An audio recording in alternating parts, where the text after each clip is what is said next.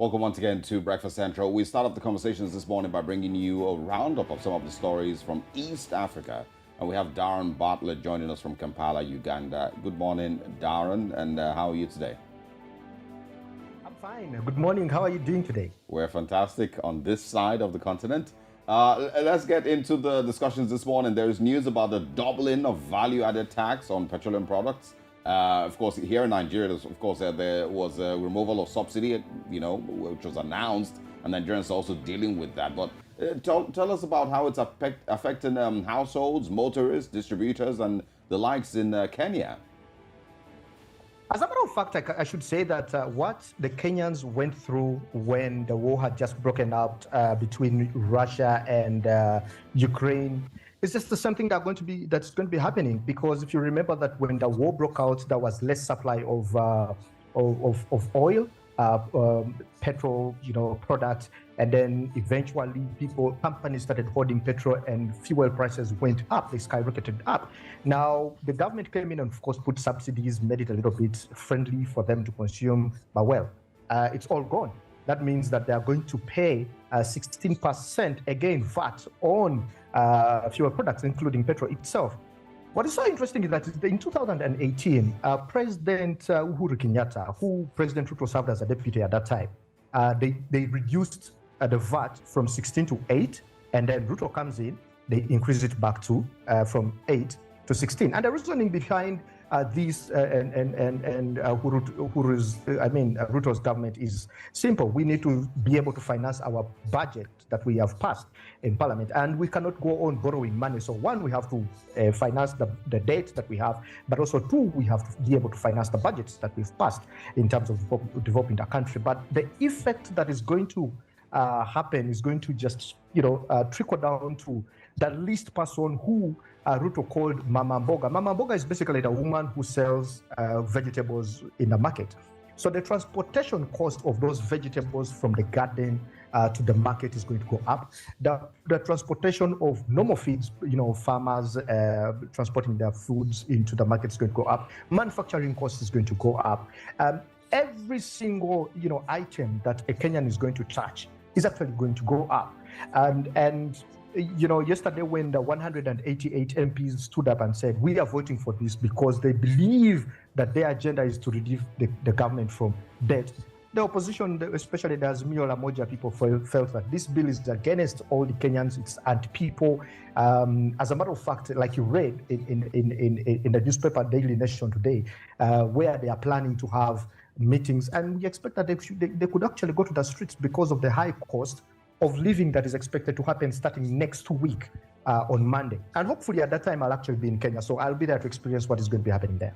Okay, I'd just like to quickly touch on that a little. I've seen several explanations as to why this is happening. Of course, we know that the main reason would be that the Kenyan government is trying to finance its budget without borrowing. And there's also been comparison made to Tanzania, Uganda, and how they already have 18% VAT on the price of petrol. So there have been predictions that this bill and this increase would actually be the fall of William Ruto's time. I mean, they refer to it as regime. A certain Mr. Wandai was the one who predicted that this would be the fall of William Ruto's regime, according to what he calls it. What do you think, or how much impact do you think all of these changes would affect William Ruto in his time in office, and the people, and of course with how they're reacting to him? Do you think that it's going to really be the fall of William Ruto? Olivia, I think sometimes whenever logic meets sentiment, those two just can't connect. Every time someone is trying to reason having logic and then you use sentimental issues, which politics is actually sentimental. And they will always say that it's going to fail. But let's go back to the times of Mwai Kibaki. When Mwai Kibaki came to power, of course, he included some taxes that the economy of Kenya worked so well. He had criticism in the beginning, but eventually they actually believe that he's the president who directed the economy of Kenya. Over time, in 2 or 3 years, by the time he finishes the term, we shall be able to judge and say, now Kenya is indebted this much. How much debt are they paying? Just go to Tanzania when Magufuli became president. With his radical methods in the beginning, cancelling deals from the Chinese, cancelling borrowing money, cancelling travels out. In fact, if you remember, Magufuli rarely traveled out of Africa or even out of Tanzania.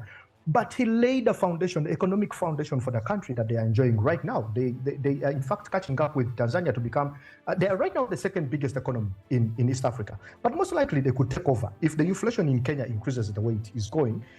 So we can only judge after 1 year, and we see that at the end of next year, have we paid the debt of Kenyans? Because they were only paying 200 and about 16 billion, but now they are going to be paying 400. So they doubled how much they're going to be paying to be able to finish this debt quickly. Yes, people will be affected, but we shall judge the president when the other economic, opportunities he has created work. Is Mama Boga, is the farming going to work? Is the manufacturing going to work? Is the infrastructure, building going to work? If those work, it's easy to turn a blind eye and say, okay, fuel has gone up, sugar has gone up, and ugali has gone up. So it's at the end of the day, it's always how much you sacrifice, what did you use when you buy the loan for, and what initiatives did you put to make sure that you pay back the loan quickly and you still remain independent. That is the most important thing. Yeah. So right now, it's for me, political sentiment here and there, but it is what it is. Well, let's hope, William Ruto is able to, get Kenyans to understand what his plans are. Now, let's move away from Kenya and talk about the developments in Somalia. We hear that the African Union Transition Mission in Somalia, ATMIS, has begun withdrawing troops from Somalia. Now, talk about how this move will impact the security situation in the country as they, of course, continue to battle Al-Shabaab.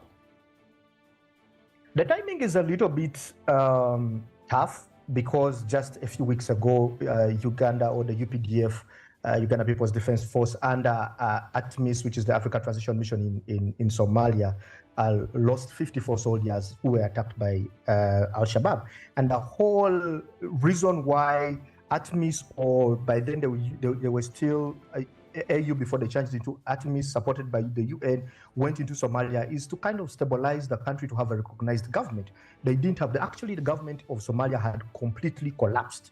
And their politics centers around so many clans, about the 5 clans, but there are some clans that allegedly support the Al-Shabaab, and that's why these attacks have always been happening, and sometimes they actually go silent.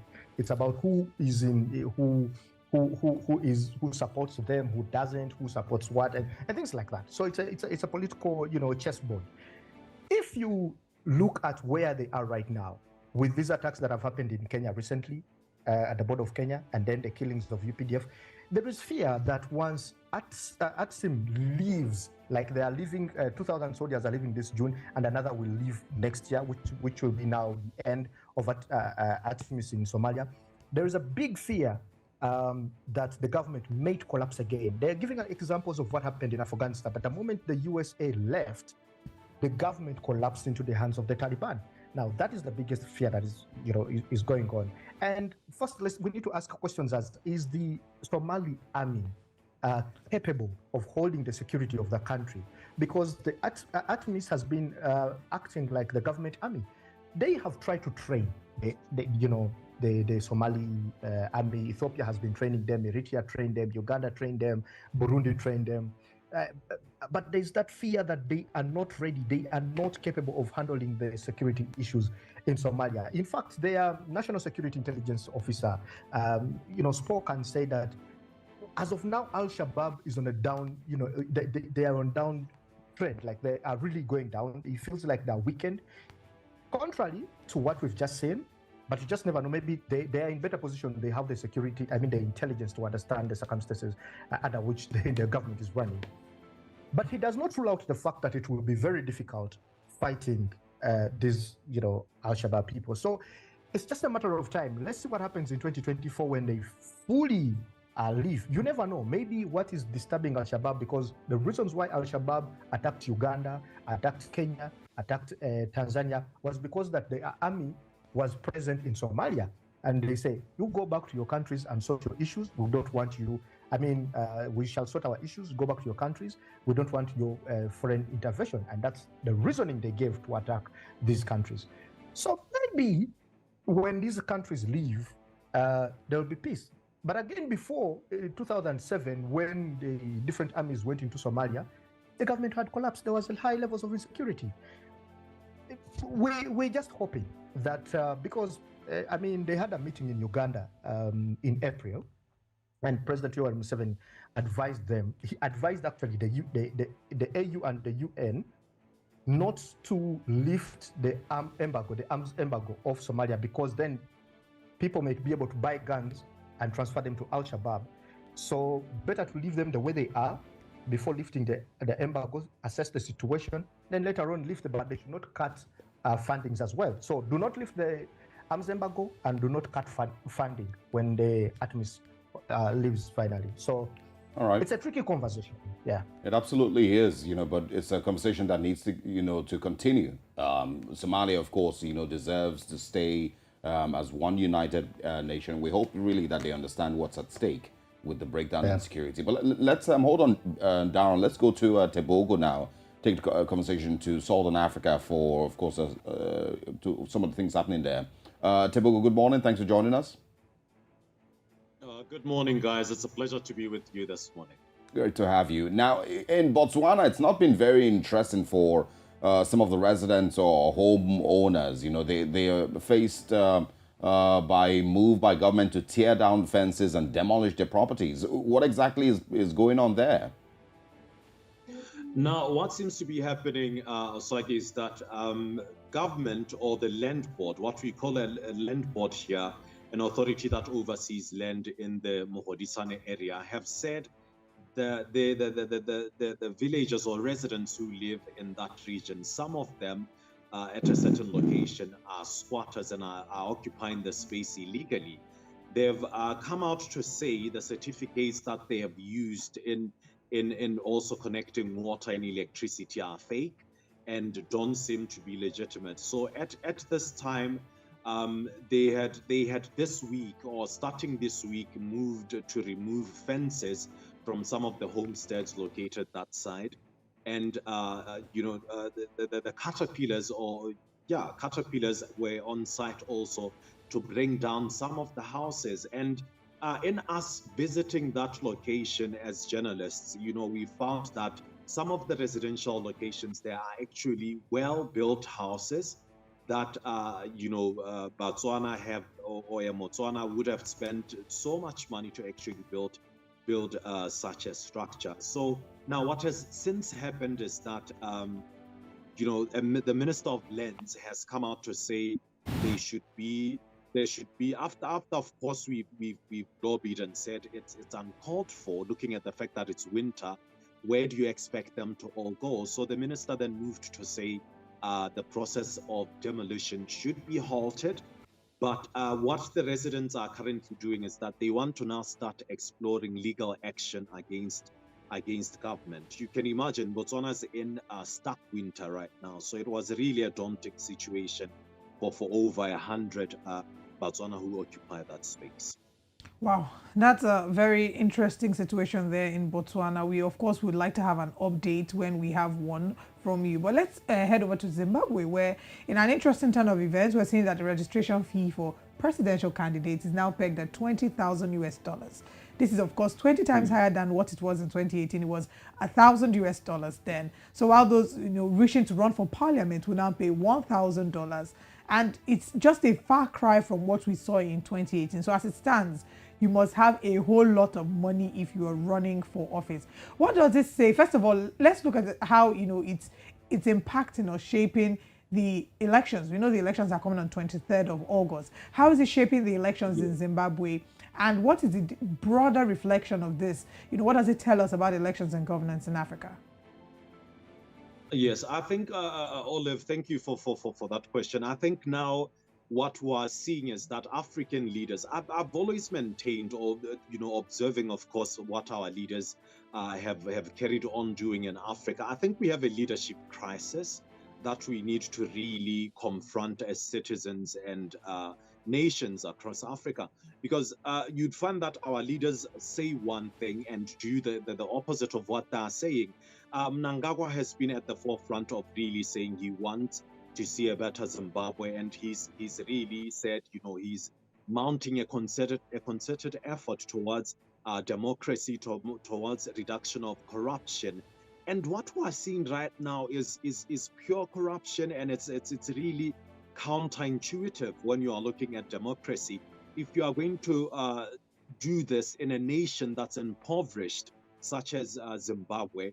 You are actually now taking money away from the people once again, money that they don't have, and you are saying for you to exercise your democratic rights, for you to actually have people that you want within government. This is what we are doing to actually limit these people from now having the capacity to run for parliamentary positions. So it's really quite disheartening, and I think we need, as journalists, also to really stand up, and also I'm looking to also contact SADC to actually find out what their views are in terms of what we see happening in Zimbabwe in relation to the election, the upcoming election. Right. Very interesting. Still in Zimbabwe, of course, looking at the elections, we're counting down. It's less than 2 months, if I'm correct. Okay, about roughly 2 months to the 23rd of August. We have I think 3 major people running persons. There's the AMISOM Mnangagwa. We also have Nelson Chamisa. It's just quite an interesting run we're seeing there. There's also been an assurance that we'll see free, fair, credible elections as Zimbabwe now has a mature democracy. Do you agree with that? Do you think that Zimbabwe has a mature democracy now, and that what we're expecting to see in this coming elections would be free, fair, and credible? If you compare that, to the elections we've had on the continent in several other countries, it's been marred with, frivolities here and there. So what would you say are your projections for the expectations on the 23rd of August?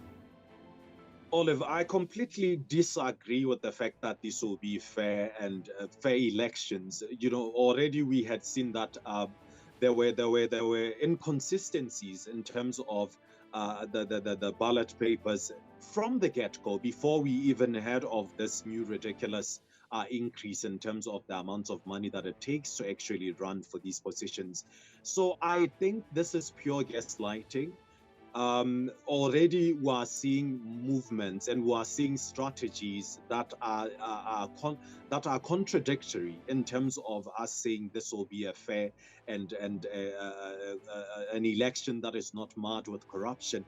I think we are really just going to, if this follows through as it is currently, we are really going to see a gross violation of democracy in Zimbabwe, and I think it's going to plunge the nation into further catastrophe in terms of its economic standing, because I don't think any election body or any international player as well looking in on the situation is going to fall for the fact that the election is going to be fair. It's already unfair as it is. We, of course, will follow up.